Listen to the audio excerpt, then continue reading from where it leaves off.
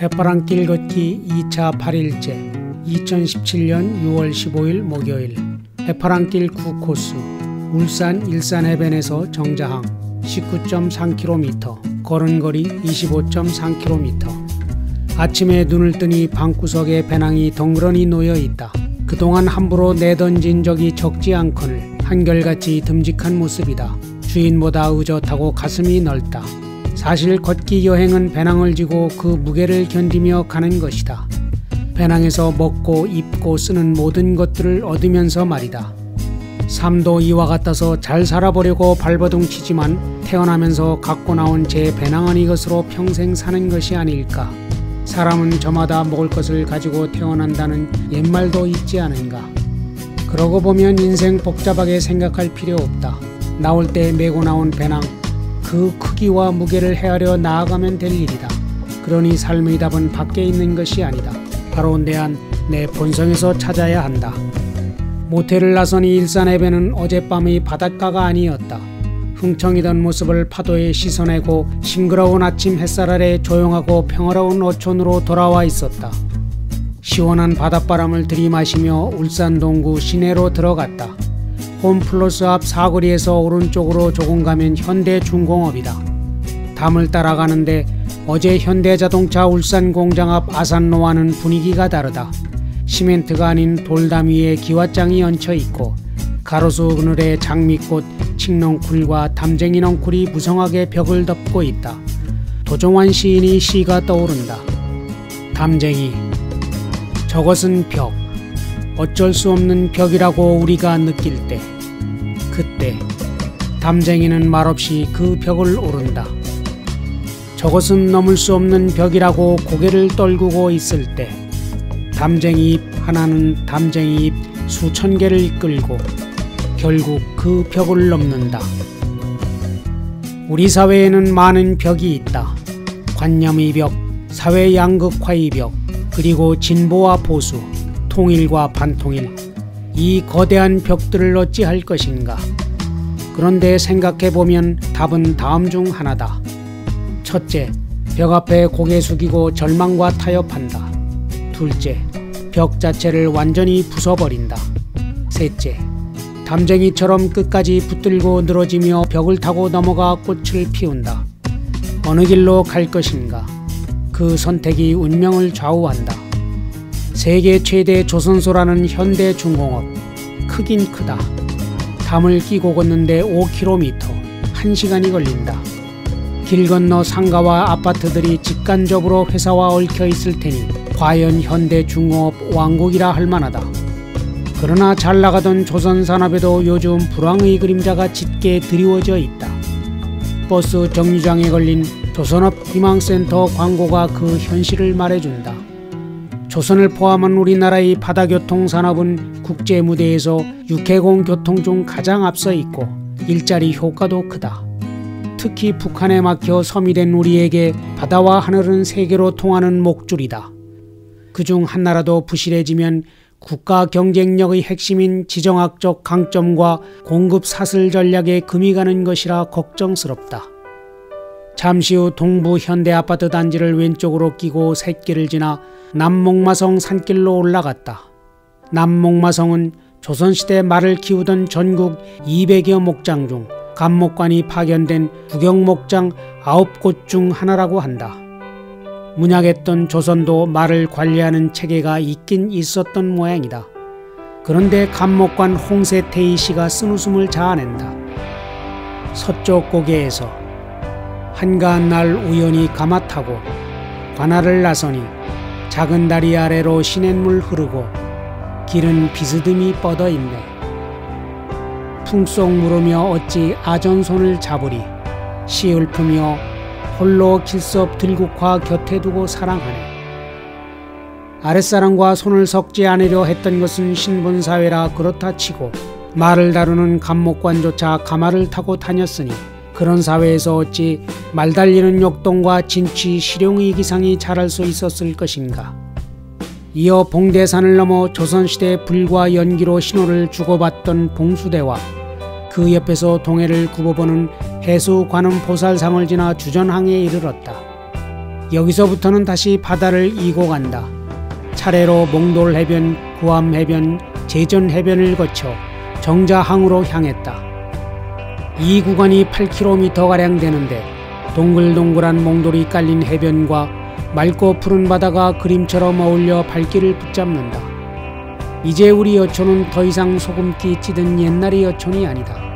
고급스런 펜션, 군침 도는 먹거리, 세련된 카페로 단장한 맞춤형 친수 공간이자 치의 마당으로 탈바꿈하고 있다. 성격도 바다를 닮아 분방해서 발랄한 벽화들이 그려져 있고 개성경유 평양까지 간다는 자동차도 있다. 정자항에 도착하니 밤 8시가 되었다. 골목길 작은 식당의 두루치기가 손짓한다. 아주머니가 별로 장사할 생각이 없는 듯 퉁명스럽지만 인심은 좋다. 밥과 반찬을 더 주고 제주도 가서 사왔다는 맛집 떡까지 여행하며 먹으라고 손에 쥐어준다. 떡 좋아하는 것을 어찌 알았나. 고맙습니다. 많이 파세요. 에이 알려좀 주셔. 역사 알려좀 주셔. 해올 해파랑길 걷기 2차 9일째 2017년 6월 16일 금요일 해파랑길 10코스 11코스 울산 정자항에서 경주 간포항 32.9km 걸은거리 29.3km 정자항을 뒤로하고 아침 바다를 벗삼아 걸었다. 맑은 햇살과 상쾌한 바닷바람에 가슴이 뻥 뚫리는 듯하고 아기자기한 바닷가 바위와 예쁜 펜션들에 캠핑카로 만든 해파랑길 펜션도 있어 눈이 즐겁다. 관성해변을 지나 주상절리로 유명한 양남해변에 이르니 12시가 지났다. 마침 카페처럼 예쁘게 단장한 식당이 눈에 띄어 들어갔다.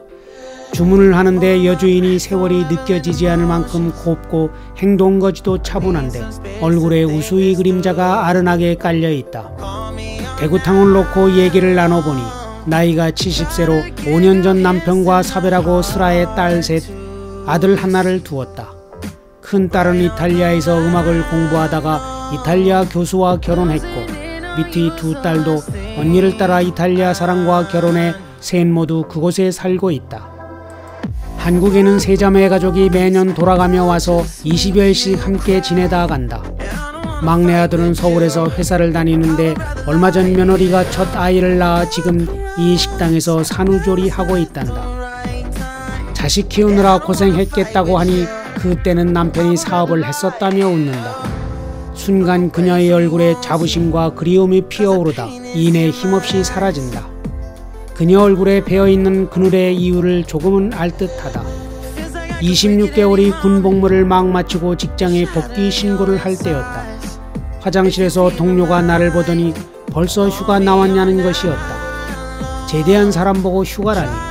이처럼 삶은 자신에게는 버겁고 긴 여정이지만 다른 이가 볼 때는 한 줄기 유성처럼 짧고 간단한 것이다. 자신에겐 더없이 소중했을 식당 주인의 삶을 지나가는 나그네가 몇 줄로 이야기하듯 정상호의 삶 또한 마찬가지일 것이다. 아니 몇 줄은 고사하고 몇 글자라도 거리가 있겠는가. 식당을 나오며 그녀의 행복을 비는 마음이 헛헛하다. 근처 농협에서 신선한 사과와 오이를 배낭에 챙겨놓고 주상절리 주차장에 이르렀다. 마침 지나가는 한 할머니에게 길을 물었더니 어디까지 가냐고 되묻는다. 부산서 강원도 고성까지 간다 하니 이해가 되지 않는다는 듯 질문을 쏟아낸다. 결혼 안 했어? 나이 50 됐어요? 먹고 살 생각은 안 하고 걷기만 하면 가족은 어떡해요? 주상절리란 기둥 모양의 돌 틈새를 말한다. 마그마에서 솟아나온 뜨거운 용암이 오랜 세월 차가운 공기와 바닷물에 식으면서 만들어진 것이다. 그 모습이 기울어진 것, 누워있는 것, 위로 솟은 것, 부채꼴 따위로 다양해서 새삼 자연의 오묘함을 느끼게 한다. 그런데 주상절리란 말이 어렵다. 한자를 모르는 세대에겐 외계어 같은 이런 말을 꼭 써야 할까? 쉽게 풀었으면 오직 좋을까? 일상에서도 마찬가지다. 이 순간에도 나라 곳곳에서 오늘을 금일로, 우리 회사를 당사로, 이 회사를 동사로 마치 전문용어라도 되듯이 쓰고 있다. 또 셈이 새해에는 어떤가? 듣도 보도 못했던 사자성어가 거미줄 쳐진 지하에서 나와 판을 친다. 나아가 일부 기성세대는 초등학교 한자 병기까지 주장하고 있다. 소망한다. 더 이상 미래 세대를 기성세대의 틀에 맞추려 하지 말자. 흘러간 물은 물레방아를 돌릴 수 없는 법. 기성세대가 한자를 배웠다 하여 자라나는 세대도 한자를 꼭 배워야 할 이유는 없다. 그렇지 않아도 미래의 주인공들은 4차 산업혁명 시대를 헤쳐가기 위해 허리가 휜다. 새싹들에게 보다 많은 시간과 자유를 누리도록 하자. 새 지식을 조금이라도 더 익혀 미래의 하늘로 마음껏 날아오를 수 있도록 말이다.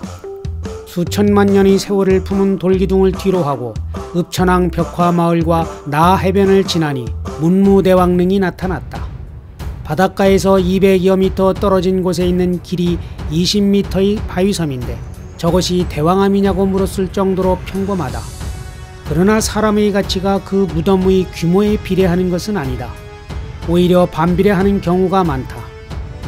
신라 30대 문무왕 김범민은 김춘추와 김유신의 누이인 문희의 아들로 삼국 통일을 완성한 인물이다.